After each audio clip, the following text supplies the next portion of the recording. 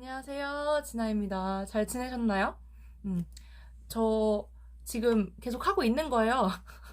사놓고 안 읽은 책 읽어내기 계속 하고 있는 거예요. 조금 살짝 떴죠? 뜸했죠? 그 이유는 제가 이제 약간 하고 있는 일이 약간 이제 좀 바빠져가지고 살짝, 제가 단기 알바를 하는데 그게 조금 지금 이렇게 막 올라가고 있어요, 피치가. 그래서 조금 몸을 바삐 움직여야 했기 때문에 약간 영상을 찍을 여유가 좀 없었어요. 책은 그래도 자기 전이나 뭐 이럴 때 시간 날 때 한 꼭지씩 조금씩이라도 읽었거든요. 그래서 읽는 행위는 했는데 약간 이거를 정리하고 뭔가 말해야지 막 이런 시간을 갖기가 어려웠던 거죠. 그래서 제가 지난번부터 계속 읽고 있는 이 혼자가 아니라는 감각. 저는 정말 책을 천천히 읽는 사람? 그러니까 느리게 읽을 수밖에 없는 눈이 빠르지 않은 사람이다 보니 또 그리고 되게 또 자기 변명일 수도 있는데 되게 흥미가 되게 오락가락하는 사람이에요. 그러니까 어떤 이 페미니즘이라는 주제에 대해서 흥미가 떨어졌다라기보다는 이 책에서 다루는 내용들이 뒤로 갈수록 조금씩 무거워지잖아요. 사실 첫 부분에서는 정말 어떤 그 지역에서 일어나는 어떤 일들을 그냥 소식 접하듯이 읽었다면 이 뒤로 갈수록 좀 정책적인 이야기도 나오고 성매매 합법인 국가로서의 어떤 독일 이야기도 나오고 뭐 이런 얘기가 나오니까 사실 와, 한 번에 못 읽겠더라고요. 그래서 처음에는 한 절반 정도를 후룩 읽었다고 말씀드렸잖아요. 그때는 정말 막 속도가 쫙쫙 붙고 너무 재밌고 한데 그 반 정도를 읽고 났을 때 이 책에서 읽었던 내용들이 되게 머릿속에 많이 남았어요. 그리고 제가 자꾸 뭔가를 바라볼 때, 그게 내가 이 책에서 읽었던 그 내용이랑 뭔가 이렇게 연결 지으면 이게 뭔가 이렇게 되지 않을까? 뭐 이런 생각도 하게 되고. 그러니까 책을 읽는 순간이 많은 양을 읽는 것도 되게 중요한데, 아, 역시 책은 소화를 하는 게 되게 중요한 거구나. 밥을 먹으면 그 밥 먹는 30분, 1시간도 중요하지만 그 이후에 3시간, 4시간 동안 소화시킬 때 탈이 없어야 되잖아요.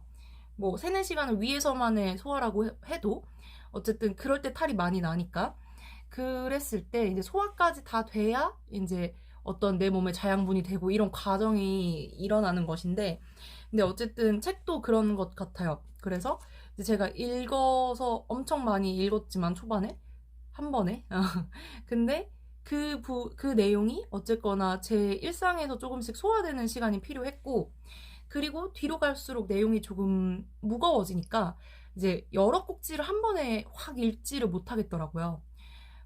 그 이유는 이것도 똑같은 맥락이에요. 앞에 것도 사실 소화가 지금 다 안 되고 있고 소화가 되고 있는데 여기다가 막 과식할 수가 없다는 느낌이 들어서 이제 조금씩 조금씩 그날 내가 이만큼 읽었으면 된 것 같아 라는 기분이 드는 정도에서 멈췄습니다. 저는 한 번에 되게 많이 읽고 또 빨리 읽고 굉장히 다독가 막 이런 스타일은 아니어서 그러다 보니까 이제 저의 한계도 있겠죠. 그런데 어쨌거나 이 중간 이후 제가 지난번에 이야기했던 그 이후에는 어떤 이야기들이 대략적으로 펼쳐지냐면요. 이제 우선 여성 파업에 대한 얘기를 합니다. 그러니까 그런 경우가 많아요. 동일 노동, 남녀 똑같은 업무, 똑같은 직위에서 똑같은 업무를 했는데 이제 임금 차이가 나는 거죠. 우리나라도 굉장히 심각한 문제고 OECD 국가 중에서도 되게 최악이거나 그 바로 위거나 그런 걸로 알고 있어요. 독일도 유럽권에서는 그 유럽 EU에서는 이제 밑에서 두 번째라고 하더라고요. 그런데 그러다 보니 이제 어느 시점이 지나면 1월부터 쭉 이랬을 때 어느 시점이 지나면 사실 여성이 그 이상은 봉사하고 있는 거죠. 왜냐면 나는 그 이상의 임금을 못 받았으니까 똑같이 임금 받지 못하고 있기 때문에. 그래서 그 날에 시간에 맞춰서 여성들이 가만히 있는다든지 아니면은 그 파업을 하는 거죠. 아무 말도 없이 아무 일도 안 하는 뭐 그런 것들도 이야기했고요. 그리고 돌봄 노동에 대한 얘기도 나와요. 그러니까 우리 사회에서 정말 많은 부분이 여성의 무상 노동으로 이루어지고 있고 그 형태가 거의 다 돌봄 노동이라는 거죠. 근데 우리나라도 굉장히 닮아 있잖아요. 그래서 이런 부분들에 대해서 우리가 좀 자각을 해야 된다라는 이야기들, 그런 얘기들이 나와 있고요. 그 다음에,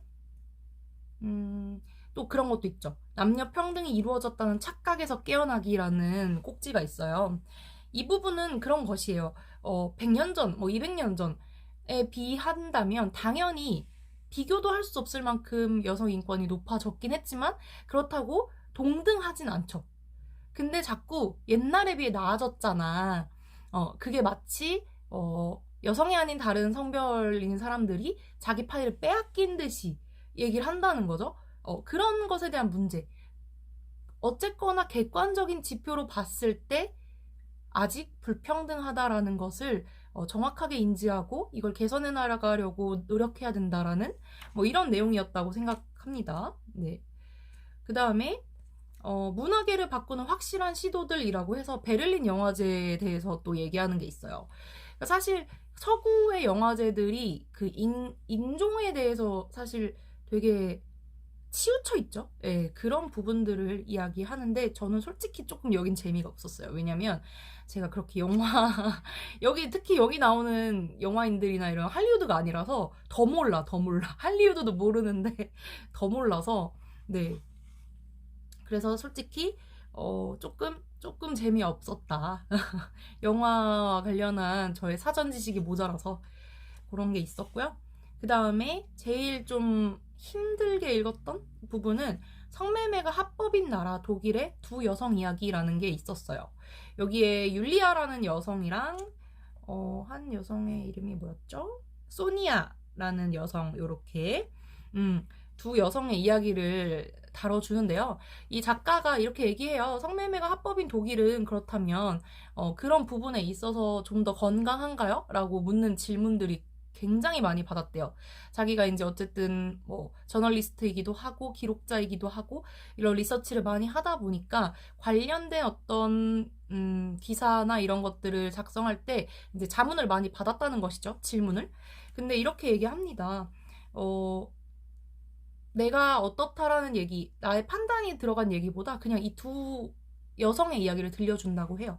그러면서 마지막에 이렇게 이렇게 얘기하고 있는데요.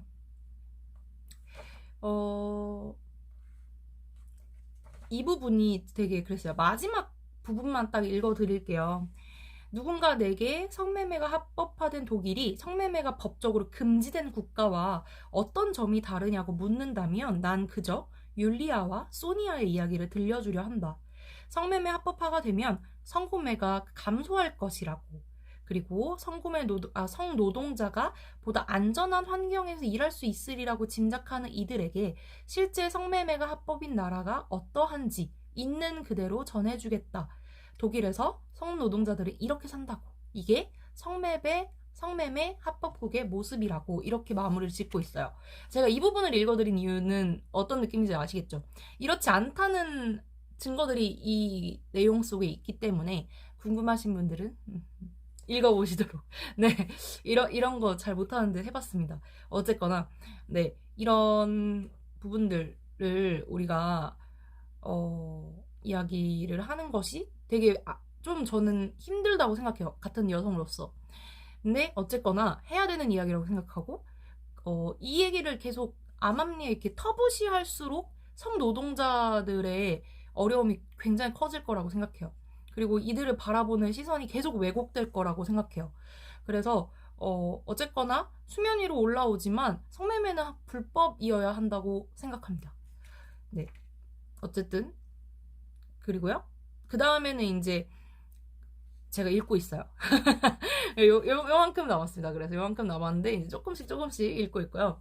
근데 약간 이 책에 대한 흥미가 떨어지니까 되게 자연스럽게 새 책을 읽고 싶더라고요. 뭔지 아시죠, 여러분?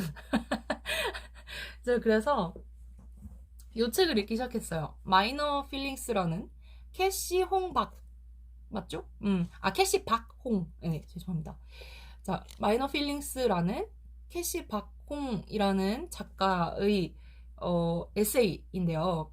근데 이거 진짜 재밌어요. 이거 정말 강추. 진짜 강추예요. 지금 저 하나, 둘, 세 꼭지 읽었거든요. 줄을 얼마나 쳤는지 몰라요. 물론 이게 플래그를 제가 이거 하는 거를 좀 귀찮아해가지고 줄을 치는데 저는 연필로. 근데 약간 이렇게 되는 거 있잖아요. 막 턱이 이렇게 빠져가지고 입을 못 다무는 그런 대목이 정말 많았어요. 우선 이분은 이제 아시안계 미국인이라고 하는 그 미국 내 어떤 소수인종이라고 생각되어지는 그 인종의 정체성에 대해서 굉장히 많은 고민과 또 갈등과 수치심과 불안과 고통을 겪었던 자신의 경험을 이 책을 통해서 얘기를 한다라는 것인데요. 이분이 시인이에요. 그래서 시인이라고 하면 엄청 또 그렇잖아요. 그러니까 얼마나 그 언어에 예민할까라는 점과 또 두 번째는 뭐냐면 그런 거예요. 어, 그 백인 우월주의로 이렇게 뭉쳐있는 또는 백인 우월주의가 팽배한 그 나라에서 또 엄청나게 백인들만 하는 계열의 예술이라는 거죠. 제가 느끼기에 그렇거든요.